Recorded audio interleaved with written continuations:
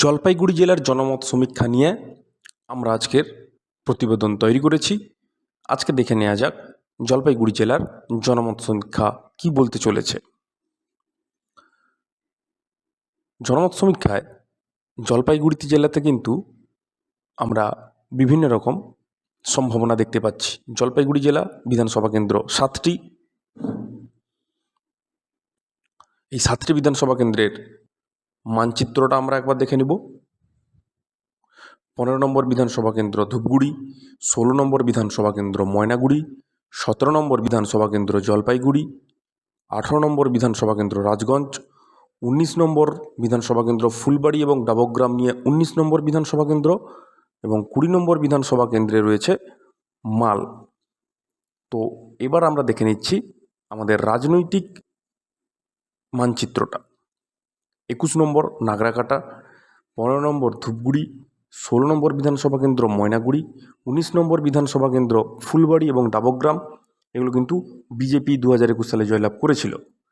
20 নম্বর বিধানসভা কেন্দ্র মাল, 18 নম্বর বিধানসভা কেন্দ্র রাজগঞ্জ, 17 নম্বর বিধানসভা কেন্দ্র জলপাইগুড়ি, এগুলো কিন্তু তৃণমূল কংগ্রেস জয়লাভ করেছিল।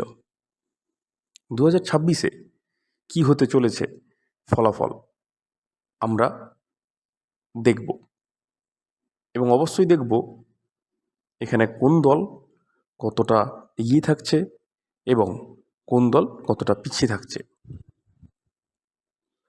এখন দেখছেন আমাদের বিধানসভা কেন্দ্রগুলির মানচিত্র কালার। তো আমরা এরপরে যেটা পেয়েছি আমাদের জনমত সমীক্ষায় সেটাই দেখব। তো জলপাইগুড়ি জেলার বিধানসভা কেন্দ্রগুলি আরেকবার দেখে নেব, ফলাফল আরেকবার দেখে নেব 2021 সালের এবং 2026-এর সম্ভাব্য ফলাফল অবশ্যই দেখব। 1 নম্বর বিধানসভা কেন্দ্র ধূপগুড়ি। ধূপগুড়িতে 2021 সালে বিজেপি জয়লাভ করেছিল। উল্টে যাচ্ছে এবারে কিন্তু তৃণমূল কংগ্রেস 2026-এ ধূপগুড়ি জয়লাভ করতে চলেছে। এর পরের বিধানসভা কেন্দ্র 16 নম্বর বিধানসভা কেন্দ্র ময়নাগুড়ি। ময়নাগুড়ি কিন্তু বিজেপির দখলে ছিল 2021 সালে এবং 2026-এও কিন্তু ময়নাগুড়িটা বিজেপির থাকছে।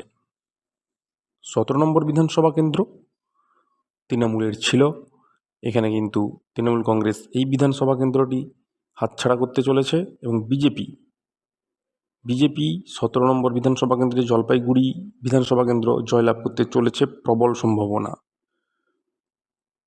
18 নম্বর রাজগঞ্জ তৃণমূল কংগ্রেসের ছিল এবং 2026 সালেও কিন্তু আমাদের তৃণমূল কংগ্রেস রাজগঞ্জ দখল করতে চলেছে।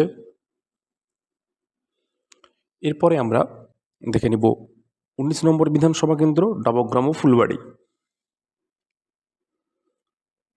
বিজেপি ছিল 2021-এ, 2026-এও কিন্তু জয়লাভ করতে চলেছে ডাবগ্রাম ফুলবাড়ি। 20 নম্বর বিধানসভা কেন্দ্র মাল তৃণমূল কংগ্রেসের ছিল 2021 সালে, এবারেও কিন্তু 2026-এও তৃণমূল কংগ্রেস জয়লাভ করতে চলেছে।